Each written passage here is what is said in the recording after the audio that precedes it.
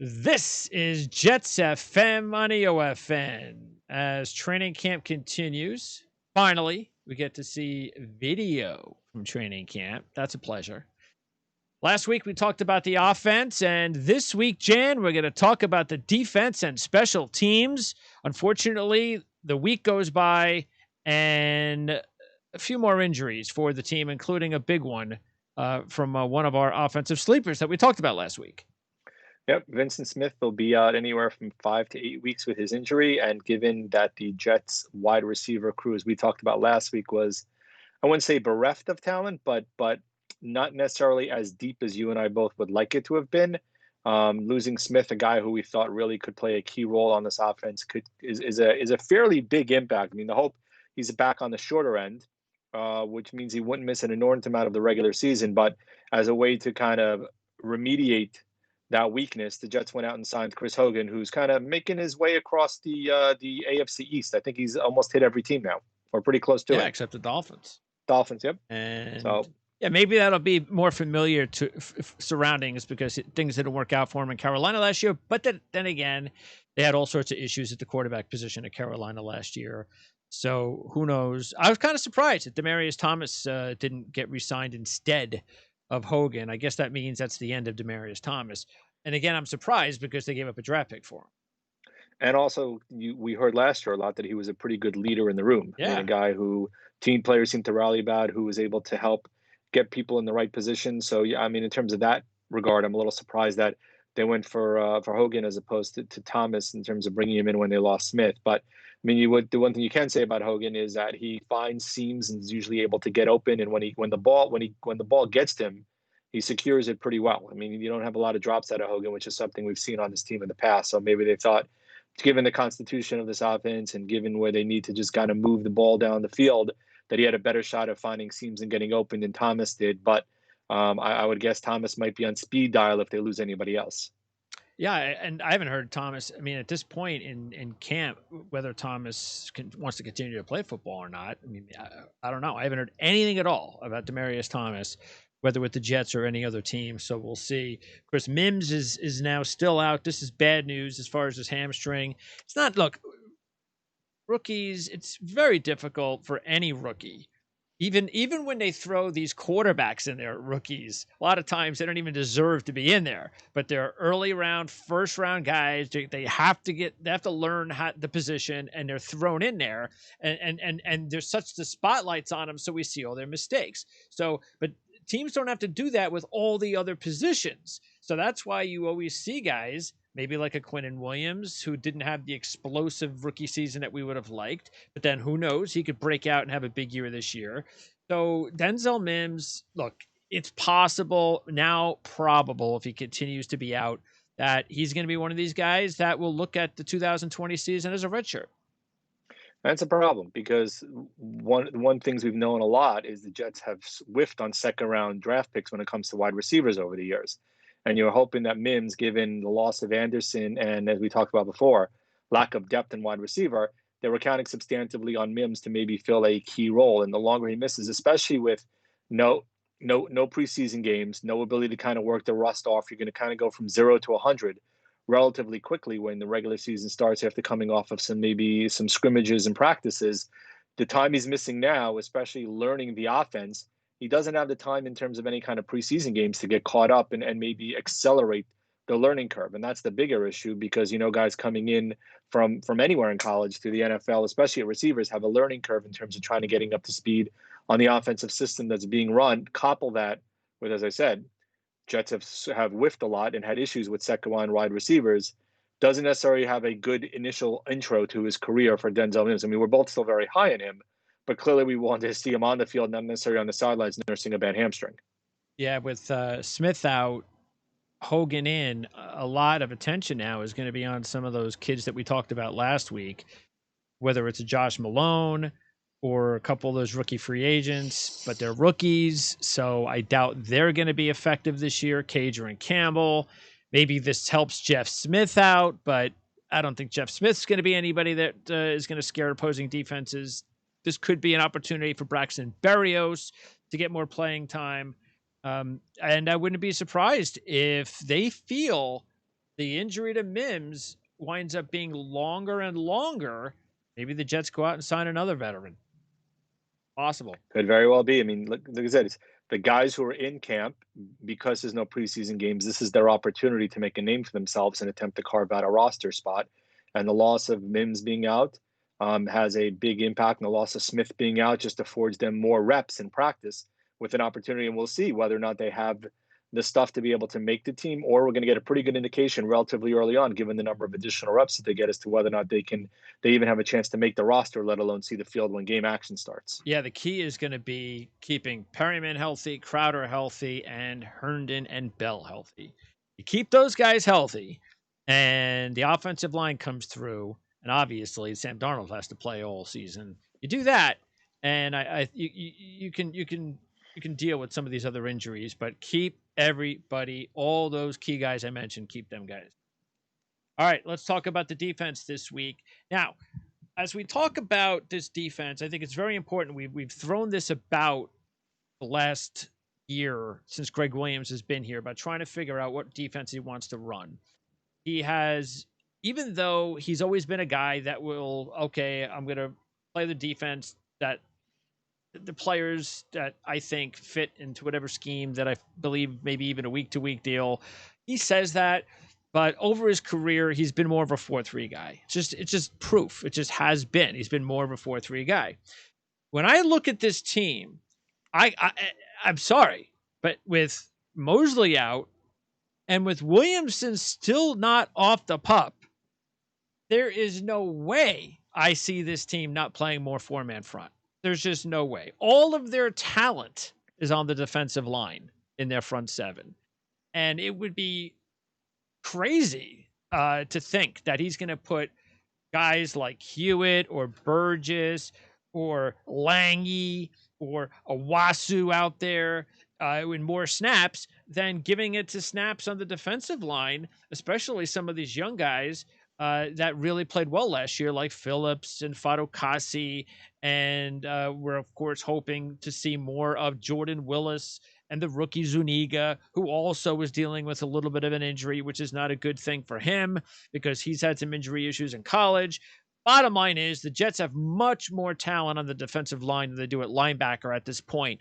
And I have to believe that that's what they're going to play more of during the season.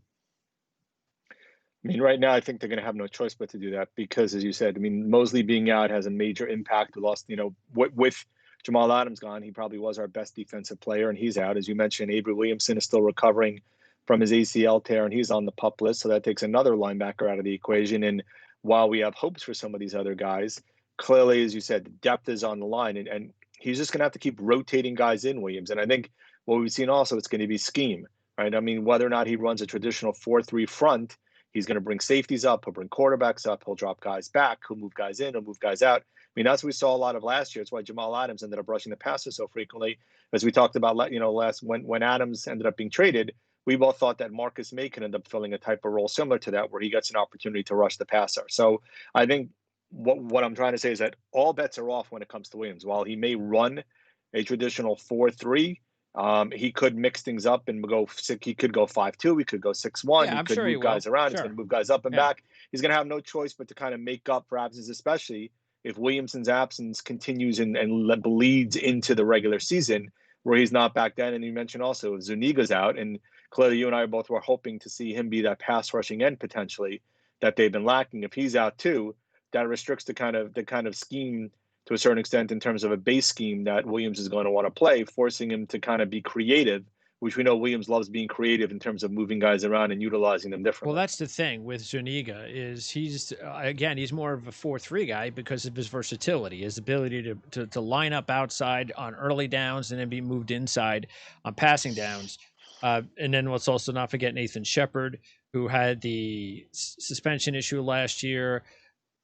But since he was a higher draft pick than Fatukasi, and Fatukasi really performed much better than he did last year, Shepard needs to step up. And look, Shepard came from Fort Hays State, so it's understandable with what happened to him last year. And then you have a change in scheme. You're a young kid.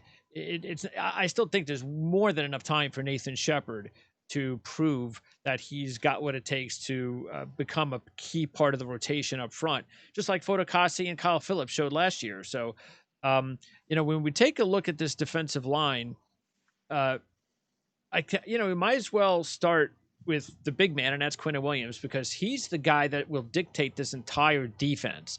He's the guy that was taken where he was in the draft because he has the talent to be a superstar.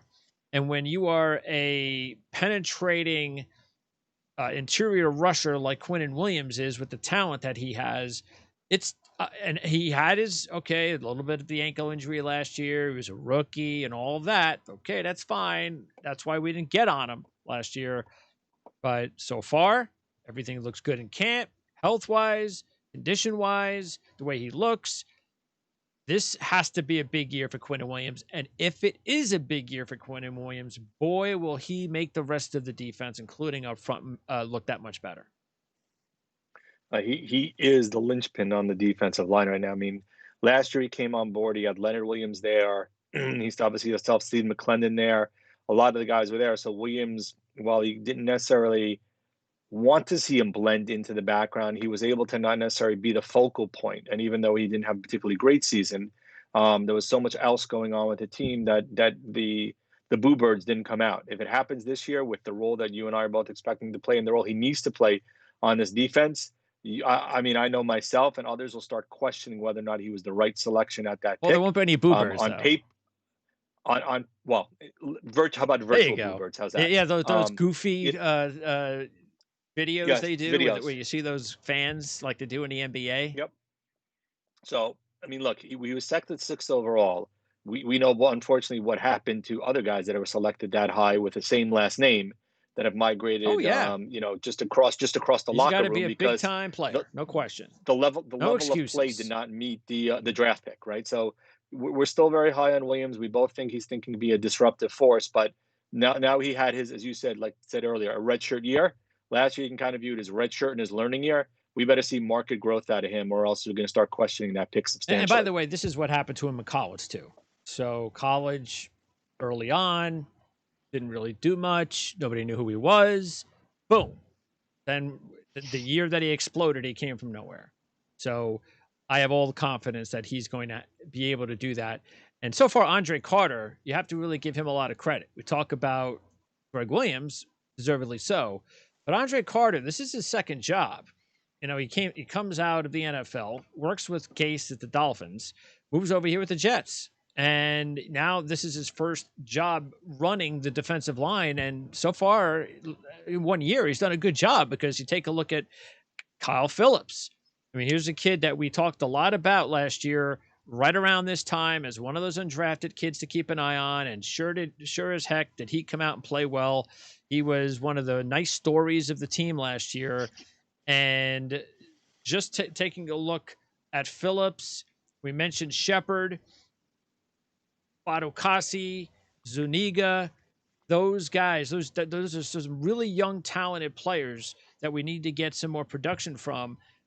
A couple of the other guys that I'm interested in, very interested to see if the change in scenery, the change in defense, team to team, will do Jordan Willis good. When Jordan Willis came out of college as a 3rd-round pick just a few years ago, he was one of the guys that I remember talking with Dan Shanka, doing draft coverage. This was one of those little middle round guys that just you fell in love with. I mean, a hustler, Big 12 Defensive Player of the Year, a guy who can sack the quarterback. I think he was 3rd all-time school history in sacks. So you love the intangibles, the hustle plays. You can get to the quarterback. All of that, everything, team captain, and it just didn't work out in Cincinnati for whatever reason.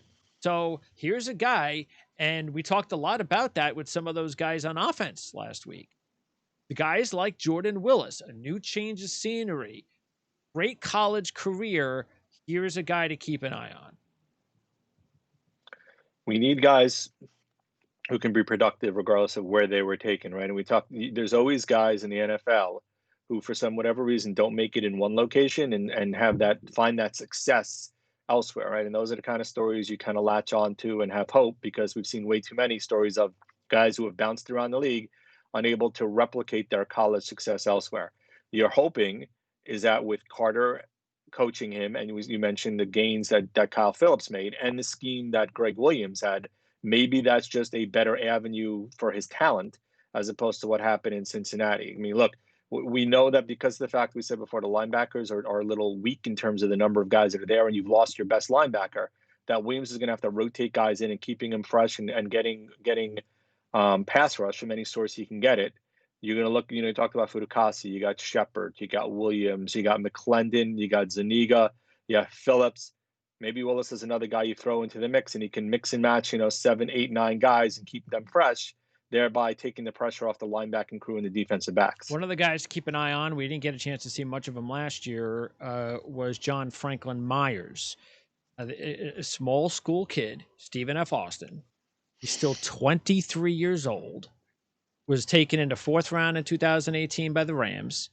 And this is one of these kids that fits exactly what we're talking about. Here's a kid that will get a new opportunity with the team this year, be able to practice with them from out of camp, and hope that maybe we can look. Not every one of these players is going to get it done, and they're going to take that next step. But we found Phillips last year, and Fudukasi made the step up last year. Find a couple other guys up front to do the same, then I think we're in pretty good shape. So that's definitely a player to keep an eye on. I mean, Bronson Kaufusi had a really good career at BYU, but he's getting a little older. I believe he's about 29. So he's at that stage of his career that I'm not really sure. I think we pretty much have what we have with Kaufusi.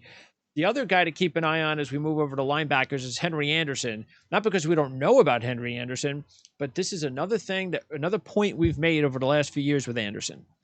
He didn't fit with the Colts, supposedly, and it made sense after his successful first year with the Jets, because the Colts were playing a 3-4 defense. Jets were playing a 4-3.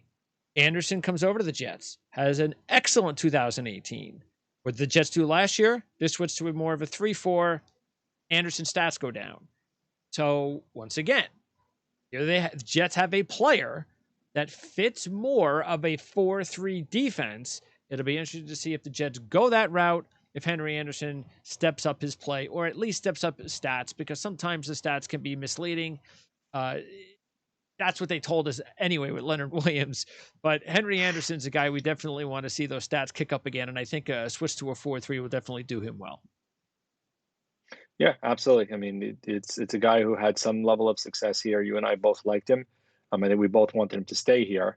Opted to go elsewhere for a better contract potentially. Didn't work out for him, and now he has a chance to come back where he had a certain modicum level of success.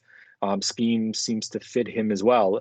The only question is we've given all the names we've given, is it going to run into a numbers game based upon the number of defensive linemen we've talked about that have a shot of making this team? All right, at linebacker, again, it all depends on what they're going to run. But a couple of things to note. Look, Basham played so well at the end of last year. We talked a lot about that. The key is going to definitely be whether or not that was just a glimpse and goodbye, or whether or not that's the beginning of a really good career. It's another player, by the way, in case we kind of lost sight of all these ex-Colts that have been here, but he's another one. It's like Indianapolis East right now on the Jets. So he was 3rd round pick back in 2017 when Rex Hogan was there. And don't forget, and we talked about it last year, MAC Defensive Player of the Year, owns Ohio's all-time career sack record with 29.5 career sacks. There's a lot to like about Tarell Basham, and what we saw out of him last year could just be the beginning. And we're talking about a player, though, that's not 23 or 24. He's 26 years old. So this is the time. He has to make that big step up this year. And if so, that's a huge lift, because we just don't have enough outside guys besides Jenkins. The only other guy that I think could do something from the outside is actually Owasu. Now, we keep hearing about, he's going to replace CJ Mosley. How did that work out with Baltimore last year? It was a dud. He can't play in the middle. So I can't imagine, unless there's something I don't know, I can't imagine that Owosu is going to all of us. Greg Williams say, "Oh yeah, let's put you in the position that you don't do well in because we need you to play that position." No, stick to the outside. You're better as an edge rusher, and let one of the other guys on the inside, even Burgess or Hewitt or Cashman, in case Williamson doesn't get healthy. I'd much rather have inside than Owasu. I agree. I mean, I think that seems to make more sense based upon the constitution of this defense. But like I said, a lot of the roster construction is going to depend a lot on the scheme that they run.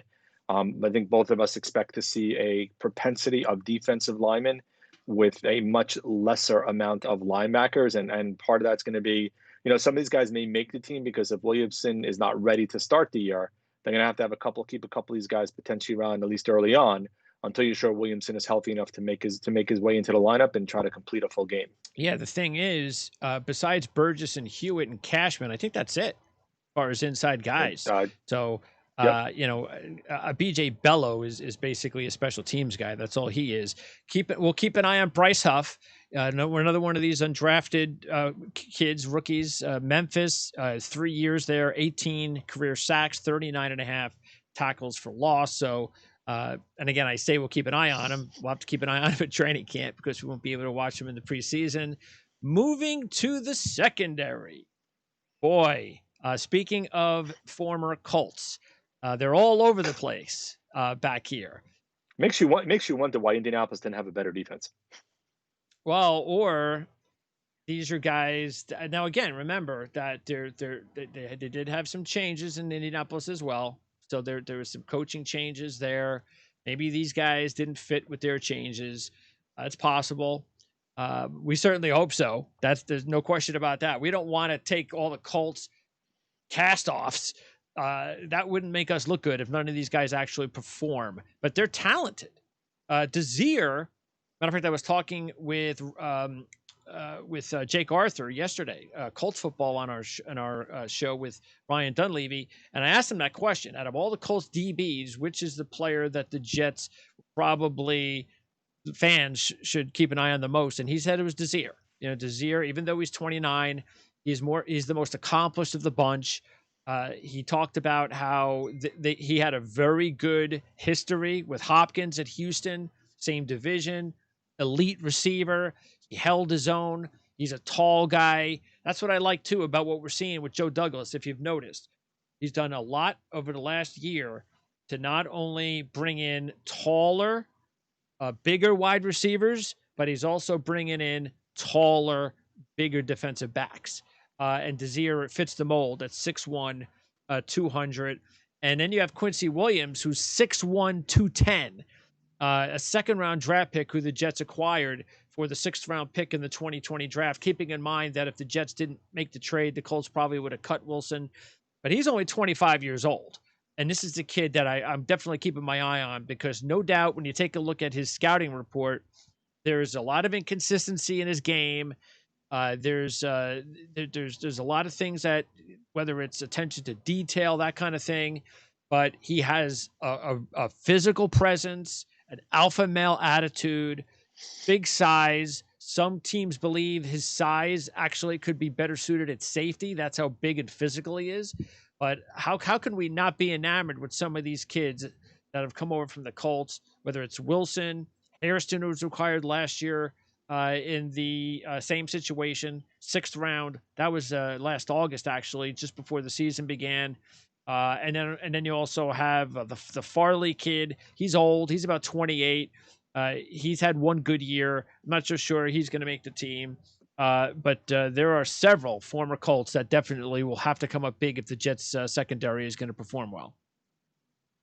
It'll be interesting to see what role that they play also in terms of starter, bench. I mean, we both think Blessed Austin's going to get a shot to start again, given what we saw towards the latter part of last year, right? How they incorporate Ashlyn Davis, who has a decent shot of maybe filling in for Jamal Adams in terms of that role. We know that Marcus May is pretty much penciled in to a role, right? So it's interesting to see, there's guys, Brian Poole they brought back, Bryce Hall who they drafted this year. So there's a lot of new names also, in addition to the returning guys, and how this all filters out. It's going to be interesting to see, A, how many guys that they keep, and B, kind of what the starting lineup is going to be and the roles that they play. Does May play the same type of role last year? Does he take on more the Adams role? Does Davis maybe get a shot to play that kind of role, given the physical specimen that we know that he is and the speed that he has? So Williams has a couple of toys to play with. How he utilizes them is going to be interesting to see, especially early Yeah, on. and that's going to be Denard Wilson's primary job, no question about it. You know, we've spoke highly about Wilson, and he's done a really good job in the secondary for the Jets. So hopefully he's going to be able to coach these kids up. But I like the competition. In years past, you know, we kind of said, okay, well, we know we got here's the 4 or 5 guys, and then there's a whole bunch of 5 or 6 guys. You know, the Rontez Miles type guys that could be the Yeah, I first remember. safety off the bench. You know, it's like, yeah, you know, but that's not the case this year. There's a lot. The competition is much better for those secondary spots and even the top spots. And that's why you mentioned, especially at corner. I've already mentioned Wilson. Poole is performing like one of the better slot corners in the league. So that's the one spot that we're actually in good shape with. But you got Desir, you figure, even though he's dealing with a little bit of an injury situation right now, who isn't? Desir on one side, Poole in the slot. So the competition at the other corner spot will be between Wilson, Arthur Mollett, Les Austin, Nate Hairston. That's going to be the primary starting competition. And then Bryce Hall, who's dealing with COVID, Kyron Bronze on the pup. Bennett Jackson, I think, is more of a camp body. I'd be surprised if he made the team. And then you have the kid Guidry from Utah, the rookie free agent. Carter, the kid from Alabama, who's also dealing with COVID. Lamar Jackson, another rookie free agent, who all 3 of those kids, Guidry, Carter, and Jackson, I'd sure like to see all of them make the practice squad. I think they all have a pretty good shot at making the practice squad. I do think, though, that the lineup, especially early on, and the roster is going to be somewhat fluid, like it always is when camp cuts happen. So part of it also is we're going to have to see who even healthy enough to be ready for the regular season. The longer that the guys miss now, the less of a likelihood they're actually going to be physically ready for opening day. Granted, we still have about 3 weeks left, but every day that goes by makes it less and less likely a guy's going to be ready. And even if he is back, if he's going to be in any kind of condition to play, especially guys are going to have to be rotated in substantially early on because they're not going to have the game action to get them ready. And don't forget also with Hall, and hopefully he's going to be back real soon. As a rookie, you don't want to miss much more time. 39 starts over his 4-year career. He was a team captain. Once again, good size, 6'1", 202. Led the nation with in pass defenses with 22 in 2018. Had the ankle injury last year, which was good for the Jets because without the ankle injury, Jets don't get him in the 5th round. Yep. So that's there's no way he's probably a late second, early 3rd rounder if he doesn't get injured. Yeah. So that actually ended up working for the Jets. So again, definitely another player that will probably not be able to provide much early. But I like the fact that we got Hall and Austin. And then you hope also that a Hairston or a Quincy Wilson, one of those 2 kids, can also be part of the future at corner. And then at safety, we know we've got the veteran McDougal. Everybody's talked highly of him. We've talked a lot about Ashton Davis. And then you have Marcus May. We're pretty simple there. But those are the top 3 guys. Farley made 98 tackles in 2017. It was a breakout year for him. He didn't do much before that, and he hasn't done much since then. I'm not so sure he's going to end up making the team, but you never know. At special teams, this is a 2-parter. You've got the place kicking job and the punting job. So far, there's good signals out of camp regarding what we're hearing from Braden Mann. And I'm not surprised. As we mentioned this in our draft coverage, I'm very high on Braden Mann. I have a lot of confidence that he's just not going to make the team because he was a draft pick. Not only do I think will he make the team, but I have confidence that he's going to have a very long career here with the Jets. He's also a kick return specialist, and that's something we talked about. He's got a big leg. So if he can hold the fort as a punter here for the next 5 or 10 years, that'd be great. But kicking job, will Ficken win it? Will Maher win it? Or will our kicker be on another team like potentially the Buffalo Bills, because I talked about the Buffalo Bills with Ryan Talbot last week, and we were talking about the fact that they drafted a kicker, and it's possible Stephen Hauska might not make the team. And if a Stephen Hauska becomes available, and considering he's an AFC East guy, boy, I wouldn't be shocked if the Jets plucked Stephen Hauska off the waiver wire real fast. Wouldn't surprise me either. Although we both, I think, like what we saw to Ficken last year. We thought he did a good enough job. I mean, Maurer had a couple of big years for the Cowboys, but lost his job last year. Yeah, he was awful. But he's a guy who's in camp. Yeah, I mean, you saw the Giants had ended up replacing. They brought in Canizaro. Now they brought in Graham Gano, basically in order to fill their kicking job. So this is a rotating position. Unfortunately, I mean, there's very little continuity from year to year. Jets got very lucky with Nick Folk, who was basically the guy for several years, and ever since then they've kind of been searching to a certain extent. And we saw last year the impact of not having a good kicker in Week 1. So whoever they're going to go with, they need to get the decision right. I mean, I think Ficken may have done enough last year to give them enough confidence in him, because he did have a couple of, I wouldn't say the big kicks, but kicks that were late in games that either tied or gave them the lead, to show that he can come through under pressure situations. But we all know that teams love to go with veteran kickers, especially to start the season. So it wouldn't shock me if they do a flip and bring in Hauska if Buffalo decides to let him go. This is the thing. This is the position I think that gets hurt the most. Or out of the three groups, the special teams, and without preseason games for all of the positions. Don't forget that Desmond Howard would never have made the Green Bay Packers under the conditions this year, the year that he made the team and was the MVP of the Super Bowl. He did it because he excelled in the preseason games. That's the same thing with kickers. The kickers, even though it's not a regular season, you're out in front of fans. It's a game. It's the NFL. And the young guys fighting for jobs, you get to find out whether they have what it takes. If they can't deal with the preseason, they ain't going to deal with the regular season. So that's why Maher, I can't believe, I agree with you. Ficken did just enough last year that I'd be surprised if he got beat out by Maher in camp without any preseason competition. But the question then becomes, if a guy like Hauska is available, what do you do? That's the question. I guess the question becomes, is how good did he look in Buffalo before he was cut?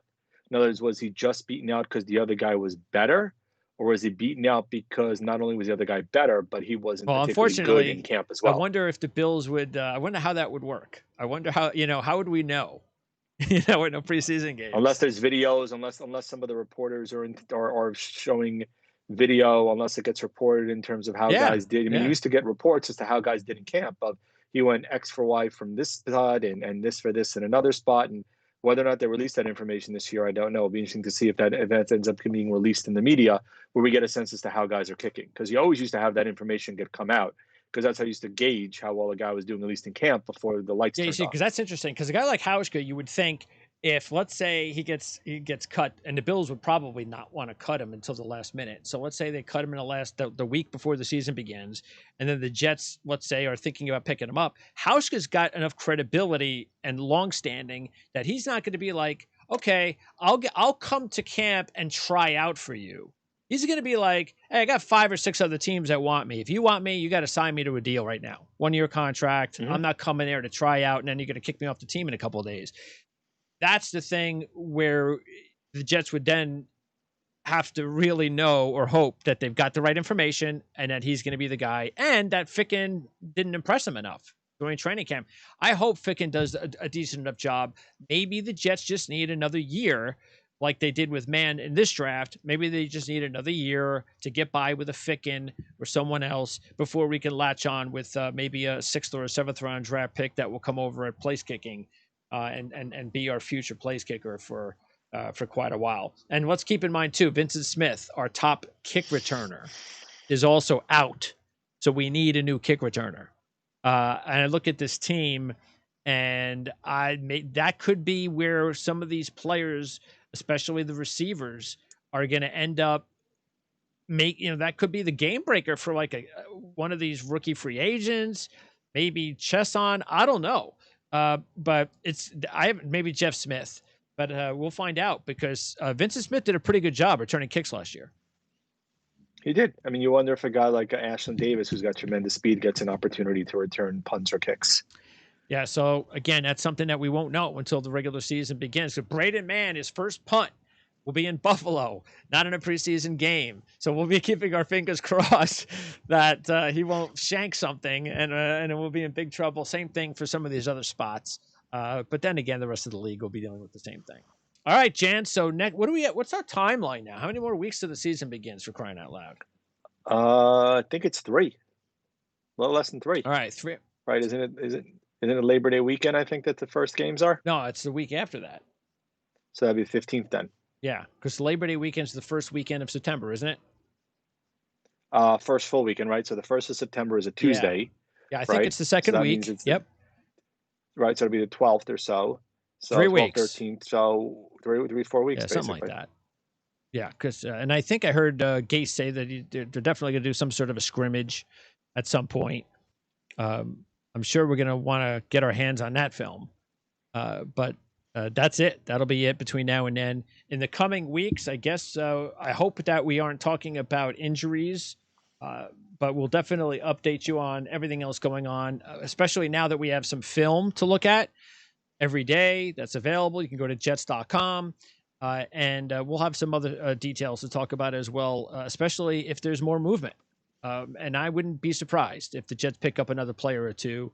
I'm not sure they're going to pick up a superstar player, even though they do have more money to spend if they want to. But we'll see. There are big names that are out there, that's for sure. There's a couple of them that you and I have talked about several times on defense. Yeah, offensively, I there's really nobody out there, in my opinion, who, at least nobody big that I think they're going to make a run for. Now, when we brought that up a few weeks ago, there was one of our listeners actually commented on the YouTube page about that. And I don't remember saying that this was something that I wanted the Jets to do. I was just bringing out the point that this could be what Joe Douglas was doing. I think the big key, right, Greg, is you don't carry money really over from year to year, right? So it depends on how long of a deal you're signing a guy for. Well, both guys would probably be signed. If you're doing a 1-year deal for somebody, right, you're not impacting your future cap space. I would think if you're going to do that, well, between the 3 guys we're talking about, you got Ngakoue, you have Logan Ryan, and you have Clowney. Those are the 3 guys, right? And Ngakoue is the guy you would potentially look to sign to a longer-term deal to give you the pass rush, right? Ryan, I'm not sure you're signing him to a long-term deal, given his age also. And Clowney, we know that part of the reason why he hasn't gotten his big deal is guys don't want to sign him to a long-term deal, or the dollars he wants makes it difficult for teams to justify signing him for that amount. The only thing I could say is number one, none of those guys are the type of player where, oh my God, you got to go out and get him. Oh, please. I just hope when we talk next week, the Jets have signed one of those guys.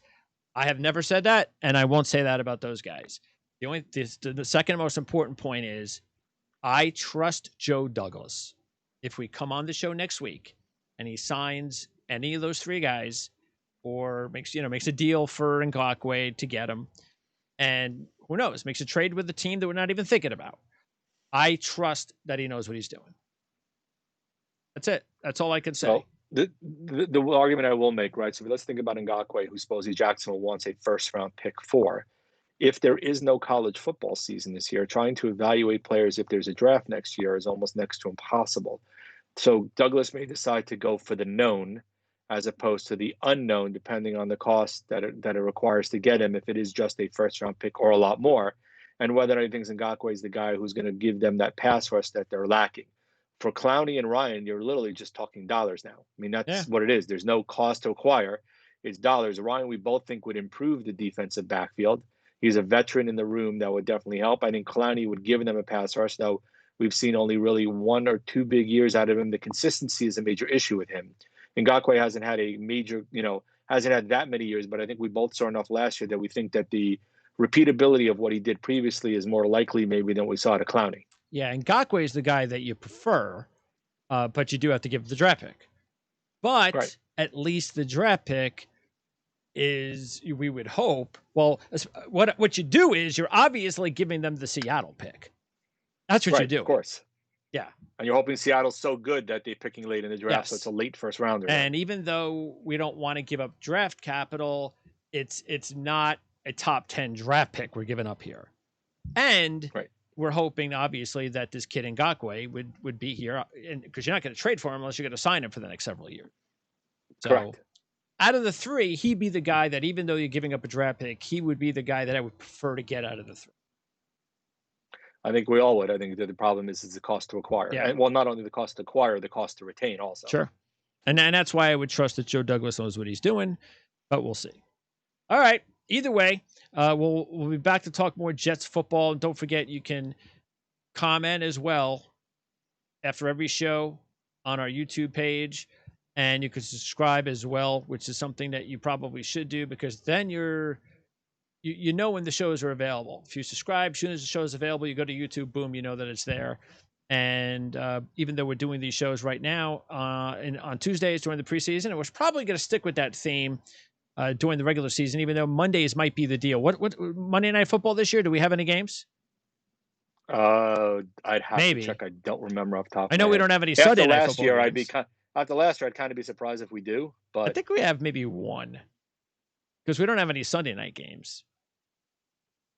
No, we do not have any Sunday night games. I'm trying to see if we have any games. Yeah, it's a little bit. Well, Monday's a little bit different of a date situation. Not getting it? Yep. I got it. Yes? You got a game on Monday night?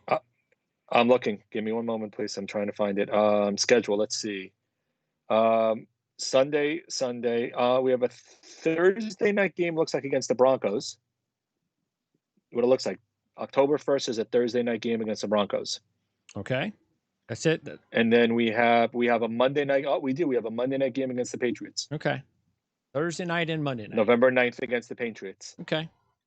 Well, either way, we're going to have a bunch of Jets programming this season. We'll keep you up to date on that. Ryan Dunleavy, who covers the Jets for the New York Post, will come on, make guest appearances.